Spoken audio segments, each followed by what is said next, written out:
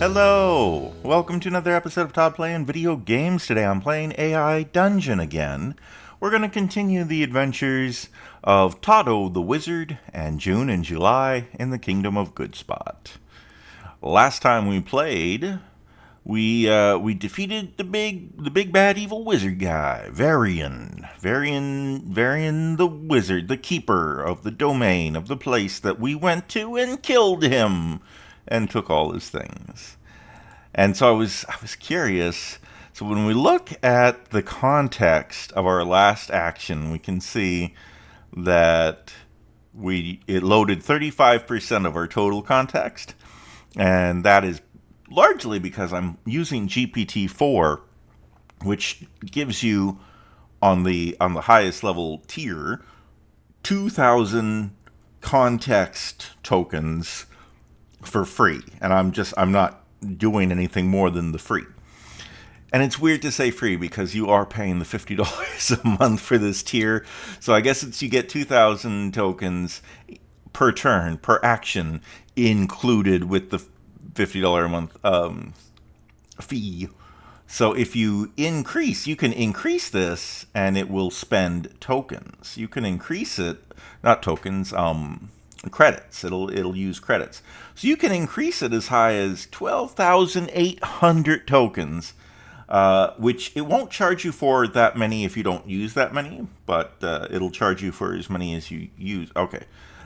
So the way this would work if you crank this up is after 2,000, for every 500 tokens you go above 2,000, you pay 1 credit, and that is per action. So if I set this to 4,500 tokens, that is 2,000 are included in the $50 fee. So, oh my goodness, I'm not gonna describe all this. This is madness. It's madness. Anyway, I could crank this up and use some of the credits I have. Is the point of this, and I have a lot of credits saved up. So I think I am going to do that. Let's say 12,000 and see how many it uses on the next turn. And so let's see what happened last time. We were getting our treasures. The chest creaks open, revealing a dazzling array of gold coins, glistening gems, and a few ancient, intricately designed artifacts nestled within. The treasure glows under your conjured light, reflecting off the chamber's damp walls.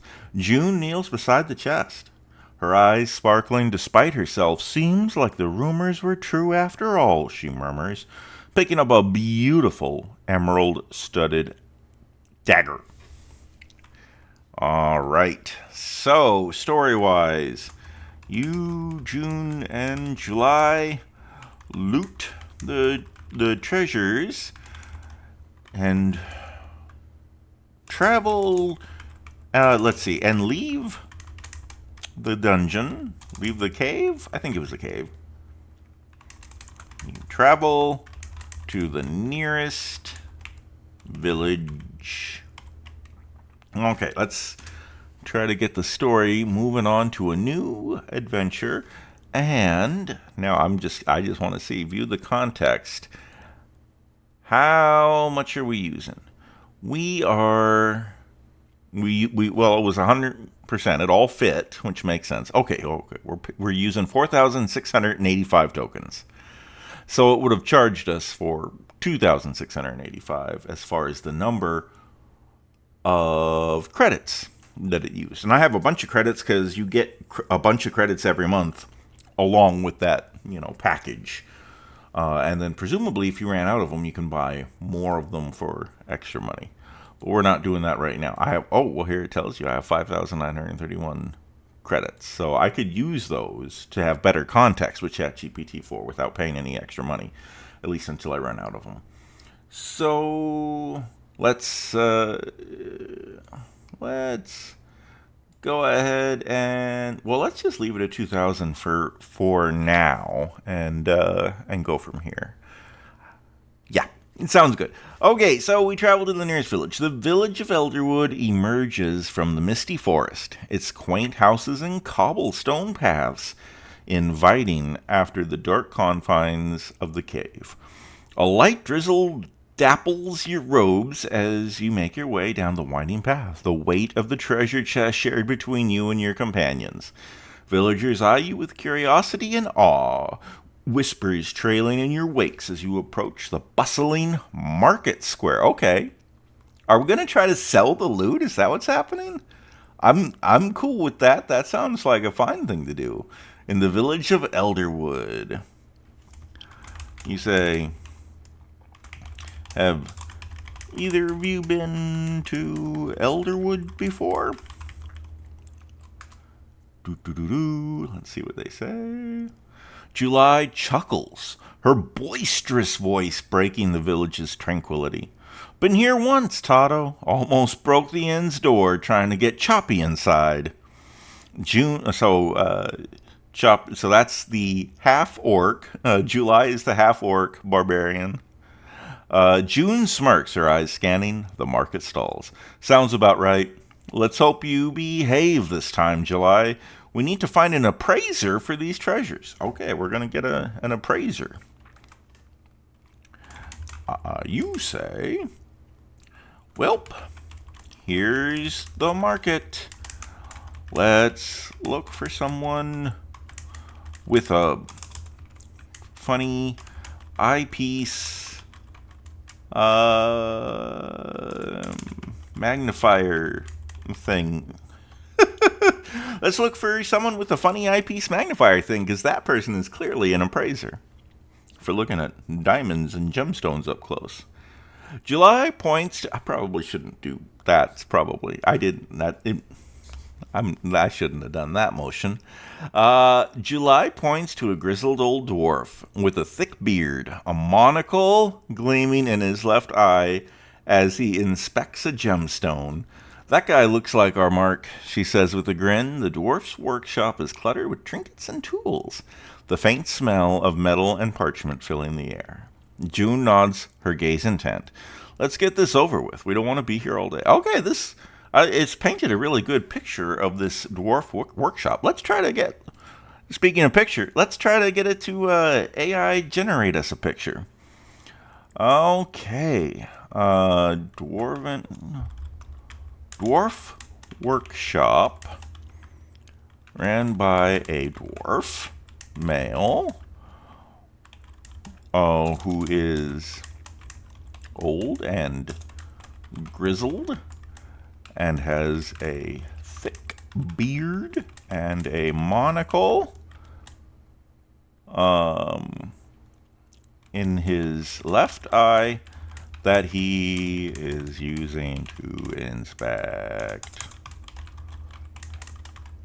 a gemstone. Oh, whoops. All right, and let's see what kind of picture this comes up with. This is going to use, it should be using DALL-E HD, which also uses credits. So I'm doing all the high-end expensive stuff, I guess.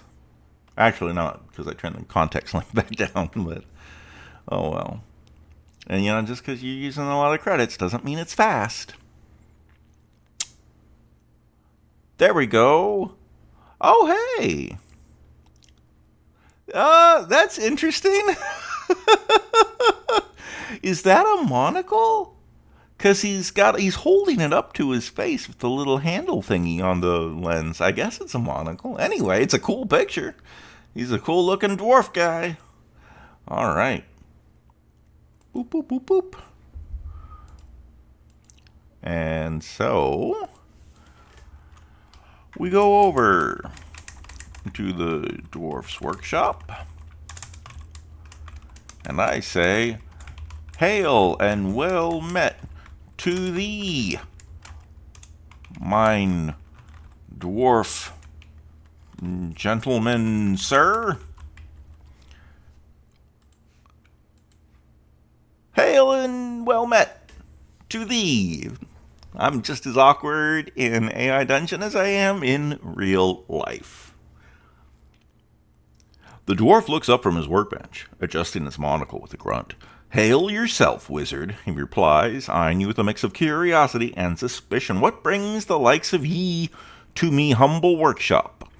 Just trying to suppress... Oh, July, trying to suppress a grin, drops the chest on the counter with a loud thud. We've got some treasure that needs appraising, she says, crossing her arms and leaning in. Think you can handle it? You know, I never make my players in Dungeons and Dragons games get their stuff appraised. Maybe that's a thing I should do, at least for like gemstones or things. The dwarf's eyes widen as he takes in the contents of the chest, his fingers twitching eagerly. I can handle it, he says, a greedy gleam in his eye. Let's see what you've got here. June rolls her eyes but steps closer, carefully laying the emerald-studded dagger on the counter. Start with this, she commands, her tone brooking no argument. Start with this. And she's an elf. She doesn't sound like that. Start with this, she says. That doesn't sound very commanding either. The dwarf's eyes narrow as he examines the emerald-studded dagger, his monocle glinting in the dim light. He mutters incantations under his breath, his fingers dancing over the intricate design on the blade. Ah, a fine piece indeed, he says, his voice filled with admiration. This dagger hails from the lost elven city of Luminara. It's worth more than its weight in gold. That's cool, the city of Luminara. July smirks, glancing at June. I ask, how much gold is it worth? It's worth more, he said it's worth more than its weight in gold. Well, that could be anything. Give me a number. The dwarf strokes his beard thoughtfully. I'd reckon about 500 pieces, he says with a hint of reverence in his tone, but that's just the start. Let's see what else you've got here. He reaches in. Ooh, sapphire amulet. Tell us, old man. We've got all day to hear your stories. What? No, we don't. July So he says this one's got a story to tell, and July leans in and says, tell us. We've got all day.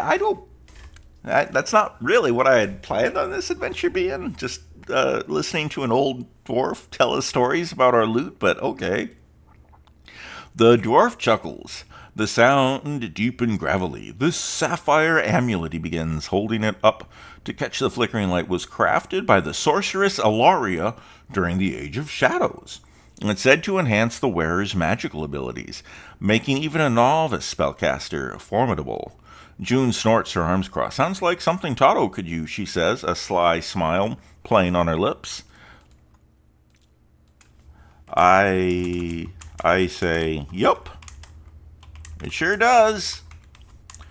And I reach and take the dagger and put it in my pack. Like, okay, I'll take it. It does sound like a wizard item, so it's mine. The dwarf nods in approval as you place the dagger in your pack. Wise choice, wizard, he says. Turning his attention back to the chest, he carefully lifts a gleaming ruby brooch, the gem's fiery depths dancing in the candlelight. This here, he declares with awe, is the heart of Dragathor. Legends say it belonged to a dragon queen who could control the very lava flow beneath her lair. Well, that's cool. Let's do another C command. And let's see a gleaming ruby brooch, the gem's fiery depths dancing in the candlelight. Okay, now this isn't just to get a cool picture of this neat loot. It's also because I don't know what a brooch is. And so I want to see what is a ruby brooch? Is a brooch? What is a brooch? I could Google it, but show me a picture. That's way better. I'd rather see a picture. And okay, here we go. That's a ruby brooch. It's a cool picture. I mean, it's really generated a neat image. I guess this is some real fancy heckin' piece of jewelry. Huh. I say, well, we don't need to control lava. If we offered to, that's fine. Sell you all of the treasure in this chest. Except the dagger I'm keeping. What would you pay for it? I just want to get this over with. Like, come on. Just give us a bunch of money. The dwarf's eyes gleam with a mix of greed and excitement. He examines the contents once more. His fingers dancing over the artifacts like a musician over strings.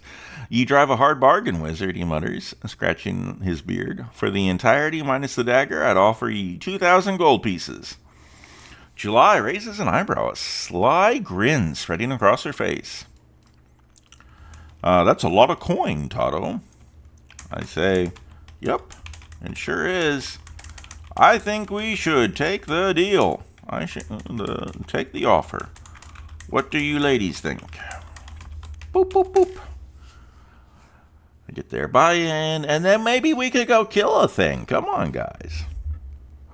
June tilts her head, considering the pile of treasure. 2,000 gold pieces sounds like a fair trade to me. We've got enough gear and food to buy, and it won't hurt to have a little bit extra. July smirks, tapping Choppy's handle against the round. I'd say take it. More gold means more drinks at the tavern, and maybe a new indoor. The dwarf chuckles, rubbing his hands together. You know what? Okay, let's do something fun, though. Let's do something fun. You cast a spell of mind manipulation on the dwarf, which causes him to believe that he offered to buy it for 3,000 gold. Let's see how this works. The dwarf's eyes glaze over briefly before clearing, and he shakes his head as if to shake off a sudden thought. My mistake, friends, he says, his voice laden with newfound enthusiasm. For such exquisite treasures, I should offer ye 3,000 gold pieces and not a coin less. June's eyes widen in surprise, and she July's eyes. Why did I give those two people's... Why did I make their names so similar? I thought it was a cool idea, June and July, but it's so confusing. Oh my goodness. It was a huge mistake. July's eyes widen in surprise, and she elbows June. See, Totto's magic touch strikes again, she whispers, a wicked grin forming. You say, deal. You have... Oh, I hit the caps lock. You have a deal, sir. All right. Let's go fight something. Okay, the dwarf nods, his eyes sparkling with the promise of gold. Splendid. I'll have the gold fetched immediately. He summons a young dwarf who scrambles back off to gather the coins. As the dwarf counts the gold, June glances at you with a subtle smirk. I suppose even a haughty elf like me can appreciate a good wizard's touch once in a while. I say... Now, you would be lucky to experience a wizard's touch. There we go. Getting a little cheeky, you see. Making a little jokey joke. June's eyes narrow, but a playful glint flickers there. Oh, don't push your luck, Totto, she retorts, her voice a mix of amusement and warning. And July chuckles, shaking her head. You two are like a couple of squabbling kids. Let's just get our golden head out the door. The young dwarf returns, lugging a sack brimming with gold coins. Here you go, as promised. All right, let's jump ahead. You three split up the gold, so you each have 1,000 pieces each. I guess I already said each. Anyway. And head off in search of adventure. So let's see what it says at the end of head off in search of adventure. The air outside the dwarf shop is crisp. The sun casting a golden hue over the bustling village. July swings her sack of gold over her shoulder, her boisterous laughter ringing out. What's next, Totto? Another dungeon? Maybe a dragon's hoard this time? June adjusts her quiver, her eyes scanning the horizon. Whatever it is, let's make sure it requires more skill and less of Totto's trickery. Oh, We're always going to have Todd-O's trickery. All right, so I'm going to do a trick right here, actually. Bracket. Something exciting happens. So by putting things in a bracket, you're basically giving the AI a command directly. It's not part of the story. It's a command to the AI. So I'm just saying, make something exciting happen. Because so far this has been a shopping episode. As you ponder their words, a deafening roar shatters the tranquility of the village. People scream and scatter as a massive shadow blots out the sun. Above you, a wyvern. A wyvern? Yeah, something.